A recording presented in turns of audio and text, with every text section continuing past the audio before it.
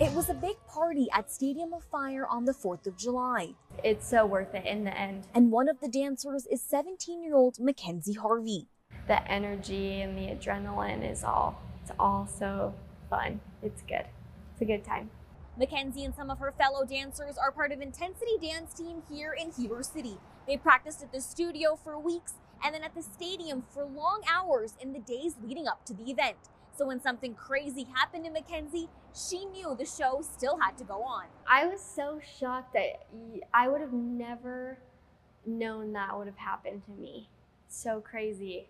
Let me show you what happened. Here's Mackenzie standing in formation when fireworks went off. It happened so fast. I remember seeing the fireworks going into the crowd in different places, and it came right behind me, so I wasn't expecting it at all. I was just in shock, like it hurt, like it sent a shock through my body. Fireworks hit Mackenzie, leaving her with burns on her arm and her leg and a well on her back too. But she still had a routine to perform. I was just thinking, oh, there's no way I put in all that work and I'm not gonna go perform it. I was so excited and pumped. Her dance studio director, Carissa Mullen, was with Mackenzie helping her get taken care of. So we go to the EMT, she gets checked out, and they're trying to do their job. But she's like, yeah, can we make this quick? I need to perform. And I said, yeah, can we just wrap it up? And then if we're still in pain, we'll come right back. We just need a quick wrap up and then we'll go. She got bandaged up and went back to doing what she loves. And we went back out and she got in position and she nailed it. And she did a fantastic job on her routine.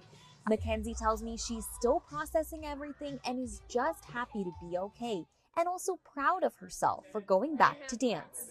The fact that I had that stamina and endurance to keep going, and I'm glad that I'm strong enough to do that. Michael Duggar showed us the view from his home near the top of Berkmont Mountain. Normally he can see Table Rock Mountain and Lake James, but today smoke surrounds his home and firefighters are stationed nearby with hoses and water for protection. They've done a great job. They come in here and told me that they were here for us on the mountain to make sure nobody lost their homes or anything. Firefighters from Salem shared these photos of the fire overnight. They got the call after viewers say they could see someone shooting fireworks on the mountainside for nearly an hour last night. The North Carolina Forest Service is setting back burns in an effort to contain the fire that quickly grew in size today. They've been able to use dozers in some areas, but in others, hand crews are cutting lines on the mountainside with the heat index in the triple digits. The heat is terrible on us. Thank God that the community has come around and helped us with hydration and food.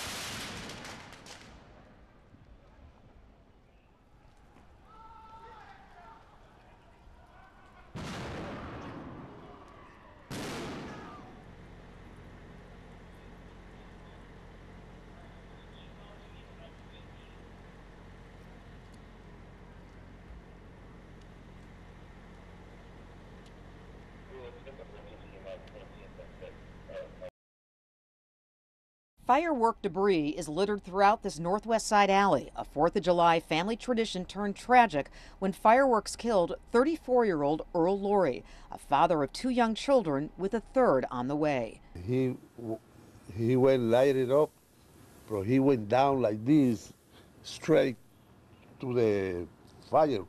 But then when he lighted up, he take too long to back up, and the thing broke and hit him right in the face. Laurie died instantly in front of his family. His mother tells us he was a great son who always helped her. Firework remnants were not just in the alley, but in nearby streets in the Belmont Gardens neighborhood. Residents say several people were setting fireworks off all night. It's a terrible tragedy, and I feel so sorry for the people around and his family, but I think that there's so many people doing it. You're doing it over and over again. There's bound to be an accident. They're explosives. For the Chicago Fire Department, it was a busy night all over the city. 2 homes went up in flames in Inglewood, sparked by fireworks. In addition, multiple garages, garbage cans, porches, and other kinds of property were damaged. Citywide, there was an overwhelming response to the fireworks in Chicago. I think at the minimum we have 13 confirmed fireworks-related fires, and that's just a conservative estimate at this point. That number will increase over time as the reporting comes in. CFD says it was the most fires caused by fireworks in at least 20 years. Fortunately, no one was severely injured in the fires. And though fireworks are illegal in Chicago, they are easily accessible over state lines. Flames and heavy smoke seen pouring out of a Levittown home early Thursday morning on the 4th of July. Detectives say they quickly determined it was caused by a firework. Neighbor Roberta Quintana took the video. He says it was around 8:30 in the morning. We heard the firecrackers going on early. Apparently, they were eager to celebrate the 4th of July. A police allege 33-year-old Karyamjeet Singh, who rents the first-floor apartment of the Red Maple Drive North home, gave his 11-year-old son a firework and told him to ignite it. Detectives say the firework then malfunctioned and caused a detached shed to go up in flames. Then it spread to the family's home. It's a big error in judgment. Parents should be really taking care of their family and really making sure they don't do the wrong thing. Singh was seen leaving arraignment court Friday afternoon. He is facing a long list of charges, including arson, reckless endangerment, and endangering the welfare of a child. Neighbors say the father should have known better. There's a time and a place for everything. Neighbors tell us that the fire also displaced a single mother and her daughter who rented the apartment on the 2nd floor. The fire also spread to the home next door, which is where Maya Ramos lives with her family. I'm just grateful that I wasn't home and that no one was hurt. She says she was at a friend's home when the fire broke out, and her parents are away on vacation. I got a text from my neighbor that there was a huge fire and that our house had been melted from it. Now stuck cleaning up more than just firework remnants, but debris from 2 house fires. From Levittown, Long Island, John Diaz, CBS 2 News. The young man who I spoke with is currently in Gainesville as doctors are trying to save his hand. Firefighters say even though it's after July 4th, people are still going to be lighting those fireworks off, and they have simple warnings for people who are going to do so. It was crazy because I seen it on the news the other day about you guys sharing about the safety of fireworks, and it's so crazy, a blink of an eye, it happened to me. I'm talking with Zion Thomas from a hospital bed in Gainesville. So in a way, you're trying to help others. Yes, sir. The picture is far too graphic for TV, so we blurred it, but Zion Thomas says a firework did this to his hand. Makes me feel like I need to pay attention more with things like that, but I'm thinking, hey, just like anybody else thinking it's a firework, going to be okay. And turns out I wasn't. I lost my hand almost, basically. I lost my front teeth. It's chipped. My wrist is broken. My other hand, my palm is fractured. So it's pretty serious when it comes down to fireworks. Thomas tells me the firework may have been expired. The Jacksonville Fire Department says that's not information they're able to confirm. But Captain Eric Proswimmer says they did respond to his home as well as others. We definitely had calls. I know there was some serious calls where people took serious injuries as a result of fireworks. According to the Consumer Product Safety Commission, in 2023, 9,700 people went to the hospital after being injured by fireworks. 35% of them suffered injuries on their hands. Tragically, 8 people died last year from injuries related to fireworks. Captain Proswimmer says people lighting off their leftover fireworks should be extra careful and definitely don't hold them in your hand. Tell me something that will stop me right there. It's going to happen to you. You can say it, that it's not, it's going to happen to you. Look, man, I know people are going to be shooting off fireworks tonight. If you could have them hear one thing before they do anything tonight, what would you tell them? Be safe. Be safe. Be on the lookout. check your fireworks. Reporting for Channel 4, Jonas Ebis, the local station. It changed your life in literally less than a second. Being one of the most dangerous holidays, the 4th of July always comes with injuries. But a few years ago, for Mark McCormick, it changed his life forever. I was being dumb and like just playing with fireworks and shooting off mortar shells and doing things like that and holding the cannon. And the cannon had bent, and it bent, I didn't notice, and it went off in my hand. McCormick says his friend rushed him to the hospital where he began fighting for his life. I immediately got a blood transfusion because I had lost so much blood. And then after that, I had to wait 10.5 hours for surgery. McCormick says when he woke up, he was just expecting some cuts and bruises. Yeah, that's definitely a benefit. I had high hopes because the doctor never really talked to me. They had a gigantic cast on my hand, and I could still feel it. And whenever they took the cast off, it broke my heart. Doctors had to amputate his hand and about 14 inches of his arm. But he says the hardest part was still yet to come. I was told by the doctors I was supposed to take 6 months off of work, and I'm supporting a whole household, everything. I owned a home, everything. I lost everything because of it. And now my family's separated. McCormick says he was denied disability, so he had no choice but to keep working. And after refusing to ever give up, he relearned how to do everything in life most would find impossible. Like work his construction job and fix his own cars when they break down. Now, McCormick says he qualifies for a robotic hand since all of his muscles and nerves still work, but he doesn't know how he'll ever be able to afford to get a normal life back. Like, I've tried to find the cheapest, even that is $20,000. So, but like a preferable one or a good one, it'd be like 50 or something like that. But McCormick says above all else, his biggest hope is that his story will remind others of the importance of safety around fireworks. Just be careful. Don't play around and think it's just a game. Because just like I said, at any given moment, it could change.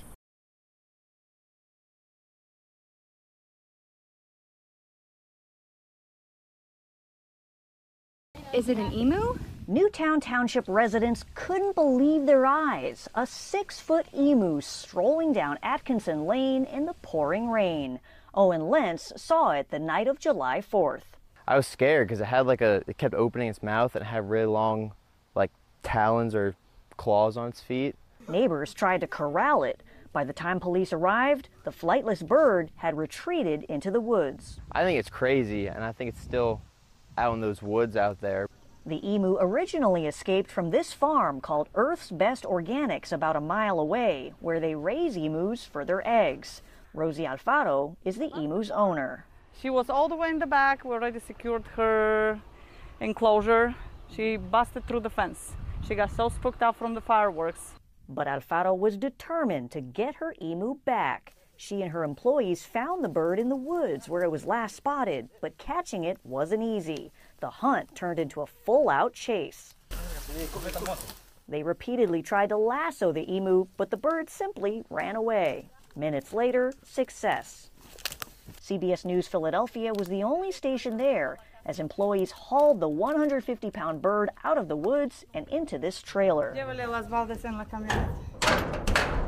Back at the farm, the bird was carried to its enclosure. Alfaro says she's going to take the emu to a vet to check for a possible leg injury. It was the end of a wild day. And how do you feel now? Much better. One less thing to worry about. Alfaro is taking steps so this doesn't happen again. She says she's planning to bring her emu from its outdoor enclosure to an indoor enclosure the next time there are fireworks so the animal doesn't get spooked. In Newtown Township, Madeline Wright, CBS News, Philadelphia.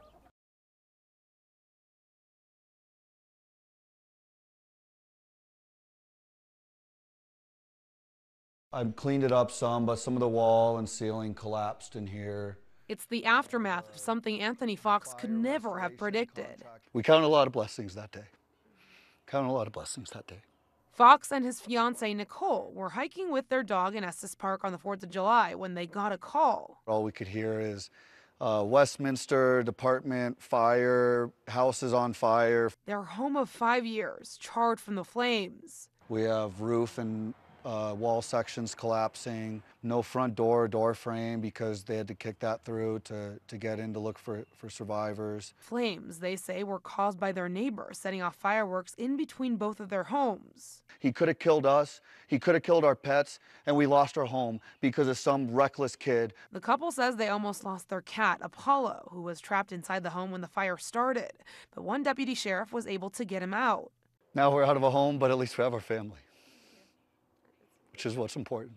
Westminster police shared this mugshot of Gabriel S.B. Ocean, Fox's neighbor, who was arrested at the scene and charged with first-degree arson. He was later released. This gentleman is charged with arson and is at home sleeping in his bed while we're trying to gather the remnants of our lives that he destroyed, sleeping out of a hotel room. The couple is now crowdfunding to help get them into a new home soon. Like, seriously, if you don't know how to control a fire, don't start one. You know what I mean? You could cost someone their home and potentially cost someone their life. I was one of those horror stories that I was always told about, like, hey, stay away from the fireworks, you're gonna blow your hand off. Quite literally, that exactly happened. But Riley Baumgartner's story is different. He was at a family friend's 4th of July event where fireworks were being set off. Riley says someone there was intoxicated and threw a sparkler bomb. When I seen them like light it and just toss it a few feet in front of them, I was instantaneously scared. I was like, as soon as this thing goes off, they're blind or dead. But the scariest part, 2 young children ran toward it, and Riley jumped into action and grabbed the lit firework. I went to go throw it, and as soon as I got about here, boom. And I was like, oh, whoa. And I looked down and there was just nothing there. Medics rushed Riley to Harborview Medical Center. Surgeons had to amputate his damaged right hand. He also suffered burns on his body. I ran out there and I just put myself in front of it because I'd rather it be me than anybody else. After 5 days, Riley is now out of the hospital and just beginning his recovery. Yeah, I know. And the realization that his life is changed forever. I just gotta do this at least 3 times a day, every day for 30 minutes. Doctors say he can't work for 2 months. I called my job. I'm a lifeguard. I'm not gonna be able to lifeguard anymore. I can't give someone CPR without a hand. I can't swim good without a hand. The accident taking a physical and emotional toll. I want to be able to take care of myself. I want to be able to stand up and not hurt. I want to be able to tie my pants and tie my shoes. But there's one thing getting him through the pain. Knowing that the kids are okay is really the only thing that's keeping me going. The West Tex Connect Fireworks Spectacular last night was something many Abilenians were looking forward to, but no one expected to go up in flames. K-Texas reporter Copeland Welch spoke to one attendee that saw it all. It kind of turned into this. Some residual fireworks going off and then the fire in the back. That was Gabby Murphy, one of the many attendees at the West Tex Fireworks Spectacular on Wednesday night. Murphy told us she took her family to the show to enjoy fireworks, but instead, they had a scary experience. They just kept going up and up until you couldn't see them, and then they started kind of falling down. And I was like, let's hope they're not towards us or, anything like that. Murphy says the chaos continued after the drone show. She told us when the fireworks started, it was obvious things were not going as planned. You can tell right off the bat that they were having a malfunction. Things were popping off super close to the ground. And then all of a sudden you can see red. And I was like, something is on fire. They got it put out. They were like, okay, they continued. Another fire started and it kind of grew pretty big and they just kind of was like, ending the show slowly. Drones falling from the sky is something no one wants to see. But Murphy says her greatest concern was the safety of her kids. Honestly, the biggest thing we told our kids was if you hear or see one hit the ground, pretty much get under the truck because you just don't know what's going to happen after that. That's a lot of drones to be falling out of the sky. While there are many people on social media that are angry with West Tex Connect and the outcome of the show, Murphy says she has a different perspective and encourages others to do the same. I view everything from outside the box is what I would call it, and I was like, well, we can't complain too much. You know, they tried their best to put on a show. They spent lots of money, lots of time, and try not to be so angry. Like, don't just look at it from your point of view, look at it kind of from everybody's point of view. Murphy says she hopes West Tex Connect will consider a new and safer location for the fireworks spectacular in the future. At a stadium, everything was just so packed that if something worse were to happen, it would be really hard to move that amount of people quickly and safely. Copeland Welch, K-Texas News. West Tex Connect gave the following statement in part. Safety is our top priority with the West Tex Connect Fireworks Spectacular. The fire that occurred at the event this year was a brush fire that was contained by the Abilene Fire Department. There were no injuries or evacuations needed.